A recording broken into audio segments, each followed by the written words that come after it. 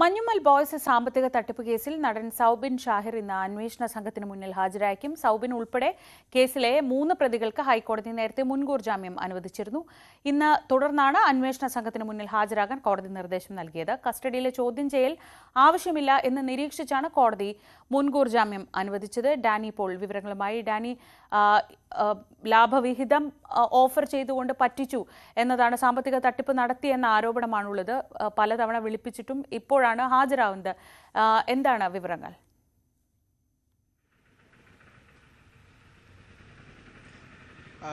ശ്രീജിത്തിൽ തുടക്കം മുതൽ തന്നെ ഇവർ ശ്രമിച്ചിരുന്നത് ഇതിനെ പ്രതിരോധിക്കാനാണ് ശ്രമിച്ചിരുന്നത്. കാരണം കൃത്യമായ രീതിയിൽ മറുപടി നൽകാതിരിക്കുക, പോലീസ് സ്റ്റേഷനിലേക്ക് ആദ്യഘട്ടത്തിൽ പരാതി വന്നപ്പോൾ തന്നെ അതിനോട് പ്രതികരിക്കാതെ മാറി നടക്കുക, പിന്നീടാണ് ചോദ്യം ചെയ്തേ തീരൂ, പോലീസിന് മുന്നിൽ ഹാജരായേ തീരൂ എന്ന ഘട്ടത്തിലെത്തിയപ്പോഴാണ് കോടതിയെ സമീപിക്കുന്നത്.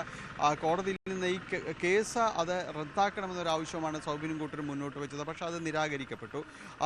ഒപ്പം തന്നെ ഉപാധികളോട് ഈ മുൻകൂർ ജാമ്യം അടക്കമുള്ള കാര്യങ്ങൾ അനുവദിക്കപ്പെടുകയും ചെയ്തു. തുടർന്നാണ് ഇന്ന് സ്റ്റേഷനിൽ ഹാജരായി ചോദ്യം ചെയ്യലിന് വിധേയരാകാനായിട്ട് സമ്മതിക്കുന്നത്.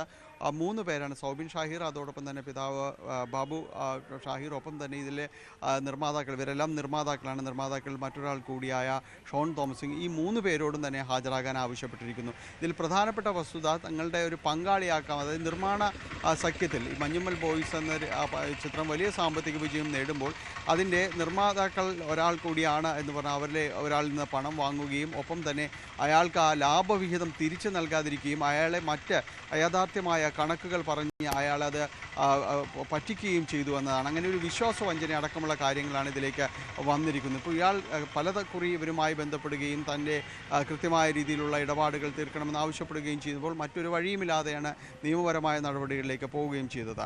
എന്തായാലും അതനുസരിച്ചുകൊണ്ട് ഇന്ന് പോലീസിനെ ചോദ്യം ചെയ്യലിന് മുൻപാകെ ഹാജരാകാനാണ് ആവശ്യപ്പെട്ടിരിക്കുന്നത്. ഇതുമായി ബന്ധപ്പെട്ടുകൊണ്ടുള്ള കണക്കുകളും കാര്യങ്ങളും എല്ലാം തന്നെ ഇതിൽ വിശദമാക്കപ്പെടും. ഇയാൾ യഥാർത്ഥത്തിൽ നേരത്തെ പണം വാഗ്ദാനം ചെയ്ത ലാഭവിഹിതം വാഗ്ദാനം ചെയ്ത് വഞ്ചിച്ചതാണോ എന്നതടക്കമുള്ള കാര്യങ്ങൾ കൂടുതൽ വിശദീകരണമടക്കം ഇന്ന് ഉണ്ടാകും.